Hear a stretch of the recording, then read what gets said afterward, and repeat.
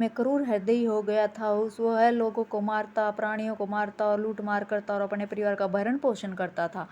एक दिन उन पर दया करके संयोगवश एक दिन उधर से नारद जी निकले। रत्नाकर ने उन्हें भी ललकारा। देव ऋषि ने निर्भय होकर बड़े स्नेह से कहा, भैया मेरे पास क्या रखा है, तुम मुझे क्यों मारते हो, परंतु तुम प्राणियों को क्यों व्यर्थ मारते हो। जीवों को पीड़ा देने और मारने से दूसरा कोई पाप नहीं है। इस पाप से परलोक में प्राणी को भयंकर नरकों को भोगना पड़ता है। तो अजब कारण कृपालु श्री हरि दया करते हैं। जब अनेक जन्मों के पुण्यों का उदय होता है, जब जीव के कल्याण का समय आ पहुँचता, तब उसे सच्चे साधु के दर्शन होते हैं। रत्नाकर जिनको लूटता रोता वह रोते थे, उसके सामने गिड़गिड़ाते थे प्राणों की रक्षा की।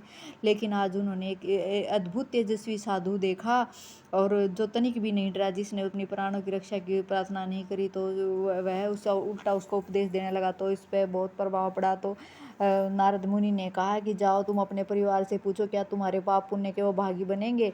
तो उन्होंने कहा अगर यकीन नहीं आता तो मुझे बांध के चले जाओ। तो वह रत्नाकर नारद जी को बांध कर चले गए और जो वहाँ अपने परिवार से जाके पूछा कि जो मैं तुम्हारे लिए खाना इतने लोगों को मारता हूँ, खून पसीना एक करके घोर जंगल में भूखे प्यासे घूमता रहता हूँ दिन रात, तो क्या तुम गर्मी सर्दी में मैं इतना करता हूँ तो क्या तुम मेरे पाप पुण्य से कोई मतलब है, क्या तुम मेरे पाप पुण्य के भागी हो। तो उन्होंने कहा कि हमें तुम्हारे पाप पुण्य से कोई मतलब नहीं है, हमें तो बस खाना चाहिए, हमें कोई भूखे प्यासे हम नहीं रह सकते, हमें तो खाना चाहिए, हमारा पालन पोषण तो तुम्हारा वे कर्तव्य है। यह हमारे शौक से रत्नाकर पागल सा हो गया और एक क्षण में सारा मोह टूट गया और उसने वन में जाकर नारद ऋषि के बंधन खोल दिए। वह छटपटाता हुआ क्रंदन करने लगा, मेरे जैसे अधर्म का उद्धार कैसे हो। अब देव ऋषि के सोच विचार में पड़ गए और उन्होंने देव ऋषि ने उनको कहा कि तुम राम का नाम लेते रहो तो तुम्हारा कल्याण होगा। तो राम का नाम तो जानता ही नहीं, तो मरा मरा करता रहा।